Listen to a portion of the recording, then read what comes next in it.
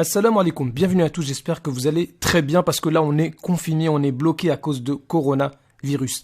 École fermée, resto fermé, café, bar, mosquée, église, synagogue, tout est fermé. C'est donc l'occasion de méditer. C'est l'occasion d'ouvrir le Coran face à coronavirus. Kalla innal insana la yatgha ar ra'ahu istaghna inna ila rabbika ruj'a. Prenez garde, vraiment l'homme devient rebelle dès qu'il estime qu'il peut se suffire à lui-même à cause de sa richesse, mais c'est vers ton Seigneur qu'est le retour.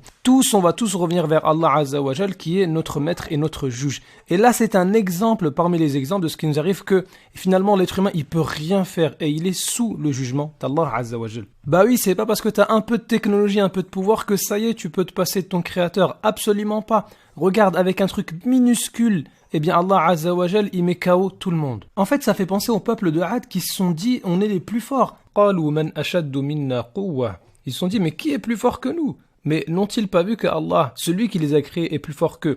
Et eux qui pensaient être plus forts que tout le monde, ils ont été châtiés par du vent. Nous déchaînâmes contre eux un vent violent et glacial en des jours néfastes. Bon, maintenant, d'où vient le coronavirus? Parce qu'il faut arrêter de se dire que c'est le hasard. Il n'y a rien qui est fait au hasard.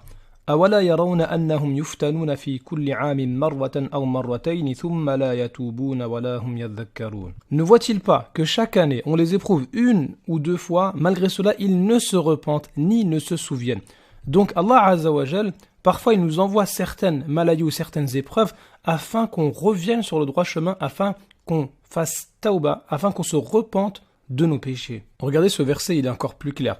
ظهر الفساد في البر والبحر بما كسبت أيدي الناس ليذيقهم بعض الذي عملوا لعلهم يرجعون. La corruption est apparue sur la terre et dans la mer à cause de ce que les gens ont accompli de leurs propres mains. C'est à cause de nos péchés qu'il y a coronavirus. C'est à cause de nos manquements, de nos désobéissances qu'il y a ces problèmes-là. Afin qu'Allah leur fasse goûter une partie de ce qu'ils ont œuvré, peut-être reviendront-ils vers Allah Azza wa Jal. Écoutez ce verset. وَلَنُذِيقَنَّهُمْ مِنَ الْعَذَابِ الْأَدْنَى دُونَ الْعَذَابِ الْأَكْبَرِ لَعَلَّهُمْ يَرْجِعُونَ. Nous leur ferons certainement goûter au châtiment ici-bas avant le grand châtiment de l'au-delà, afin qu'ils retournent vers le droit chemin. Donc toutes ces maladies, ces épreuves-là, dont coronavirus, eh bien, c'est fait pour qu'on revienne sur le droit chemin et qu'on se souvienne que ce n'est pas le plus grand châtiment. Écoutez maintenant ce verset, il est trop fort. وَمَا أَصَابَكُم مِّن مُّصِيبَةٍ فَبِمَا كَسَبَتْ أَيْدِيكُمْ وَيَعْفُو عَن كَثِيرٍ. Tout malheur qui vous atteint est dû à ce que vos mains ont acquis. Il ne faut pas voir les maladies ou les épreuves comme quelque chose de passager qui n'a rien à voir avec ce qu'on fait tous les jours. Non, Allah Azza wa Jal, il nous dit que ce qui nous atteint en fait, c'est à cause de nous, à cause de nos manquements, de nos désobéissances et de nos péchés. Et Allah Azza wa Jal, il nous dit ici à la fin, وَيَعْفُو عَن كَثِيرٍ, et malgré ça, il pardonne beaucoup. C'est-à-dire qu'il ne va pas nous châtier proportionnellement à notre désobéissance. Écoutons ce hadith du prophète alayhi salatu wassalam qui nous fait peur face au péché, face à la banalisation des mauvaises actions. La turpitude n'apparaît pas dans un peuple jusqu'à ce qu'il la rende publique. Ça veut dire ces péchés-là, les gens, vraiment, ils les font ouvertement, sans que n'apparaissent dans ce peuple la peste et les maladies qui n'existaient pas à l'époque de ceux qui les ont précédés. Ça veut dire qu'à cause de nos mauvaises actions, de nos péchés, et on transgresse même ouvertement, et ça se répand partout, eh bien Allah Azza wa Jal, pour nous châtier, il va répandre partout ces maladies-là, afin qu'on se repente, justement. Alors maintenant, c'est quoi la solution face à coronavirus?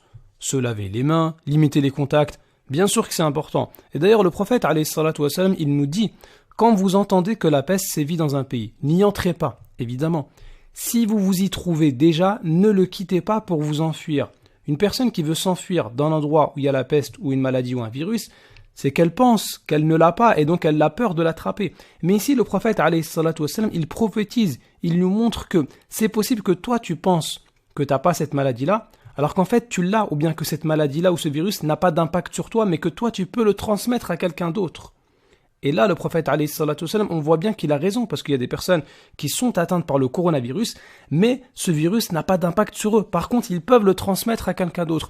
D'où l'importance de limiter les contacts, comme nous le dit le prophète, alayhi salatu wassalam, ici. Ça, c'est très important. Mais le plus important, c'est pas ça. Le plus important, c'est justement de faire tauba. Tauba, c'est-à-dire de se repentir à Allah Azza wa Jal.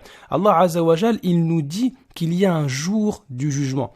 un jour dans lequel on va répondre de toutes nos actions. Et ici, Allah Azza wa Jal, justement, il nous envoie cette épreuve-là de coronavirus pour nous montrer que l'homme ne maîtrise rien, que si Allah il veut, il interrompt toutes vos activités. Regardez là, tout est fermé, on est tous chez nous, on a du temps justement pour nous repentir et savoir et avoir la ferme conviction qu'il existe un créateur et qu'on lui est tous soumis. En fait, quand tout va bien, eh bien l'être humain pense qu'il peut se passer de son créateur et qu'il est capable de tout faire. Mais dès qu'il a une petite épreuve, une maladie ou comme un virus ici, eh bien là il se rend compte que finalement, ah ouais, on peut pas faire grand chose tout seul. Finalement, on est perdu, finalement on est dépendant.